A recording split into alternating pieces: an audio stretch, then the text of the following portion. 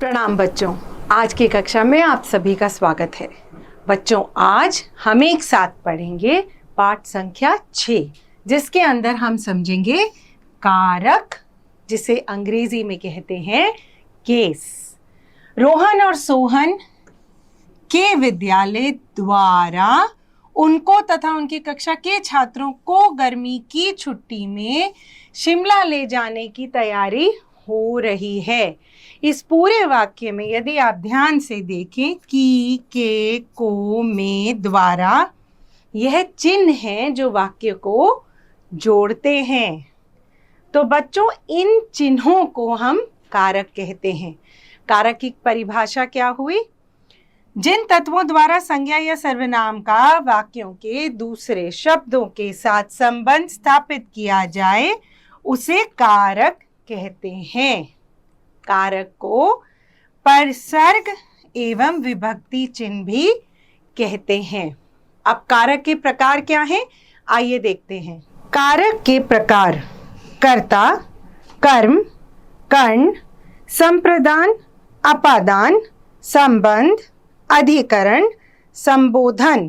कारक के चिन्ह एवं विभक्तियां: कर्ता चिन्ह ने, विभक्ति प्रथमा। कर्म चिन्ह को, विभक्ति द्वितीय। करण चिन्ह से सहयोगी अर्थ में, विभक्ति तृतीया। संप्रदान चिन्ह के लिए, विभक्ति चतुर्थी। अपादान चिन्ह से अलग होने के अर्थ में, पंचमी। संबंध का, की, के, रा, री, रे, ना, नी, ने, षष्ठी। अधिकरण में, पर, सप्तमी। संबोधन हे, हो, अरे। संबोधन। तो बच्चों, आइए अब कारक के प्रकार को और अच्छे से समझ लेते हैं।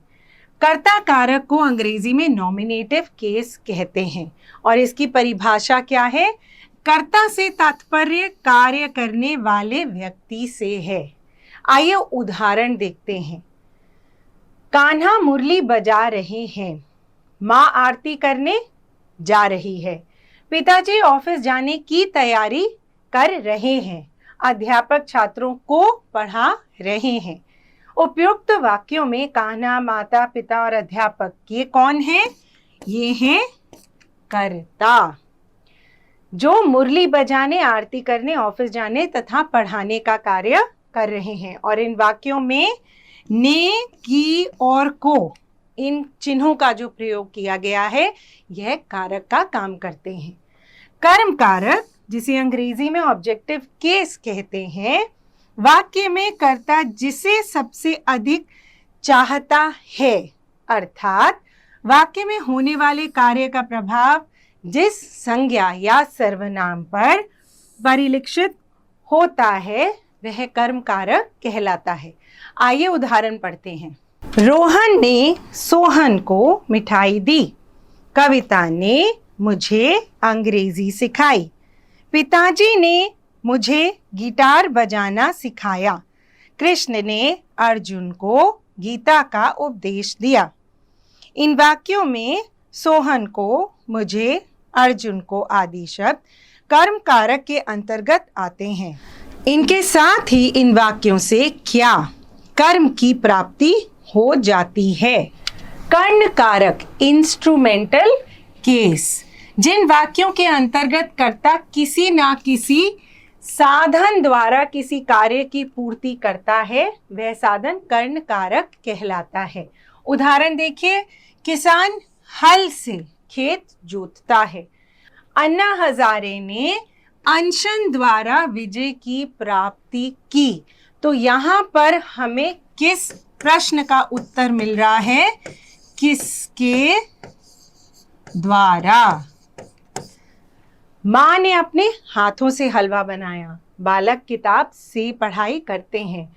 माया रंगों द्वारा चित्रकारी करती है। संप्रदान कारक, डेटिव केस, जब कर्ता किसी के लिए कार्य करता है या किसी को कुछ प्रदान करता है तो उसे संप्रदान कारक कहते हैं।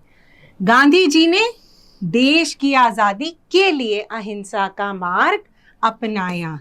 तो यहाँ किस प्रश्न का उत्तर मिल रहा है? किसके लिए? डॉक्टर बीमार व्यक्तियों के लिए सेवारत रहते हैं। राम ने राज्य को भय मुक्त करने के लिए रावण का वध किया। सैनिक अपने देश की रक्षा के लिए प्राण तक न्यौछावर कर देता है।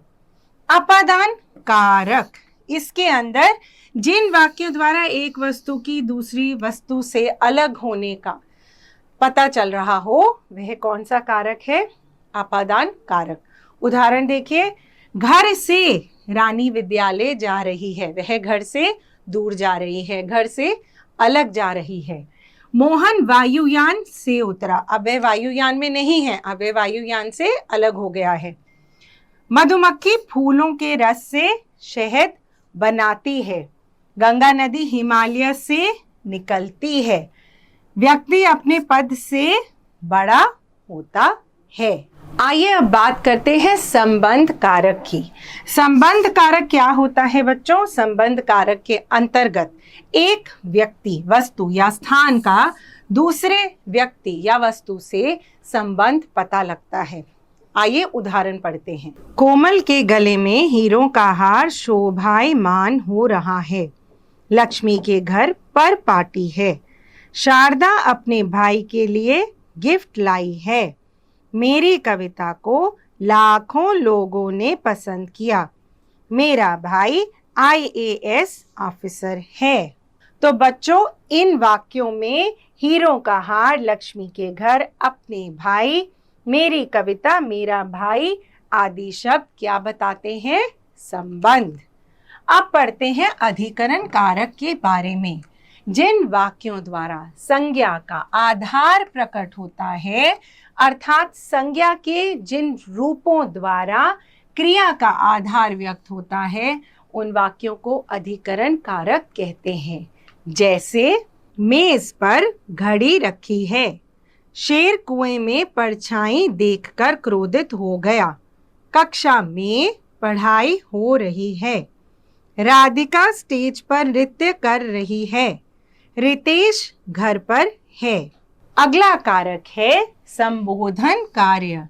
संज्ञा के जिन रूपों द्वारा किसी को संबोधित किया जाता है वह संबोधन कारक का कार्य करते हैं।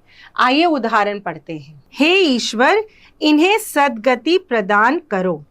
अरे यह क्या हो गया? भगवान तुम्हारा ही सहारा है। बच्चों, शांति का परिचय दो। रेखा, चलो घर चलें।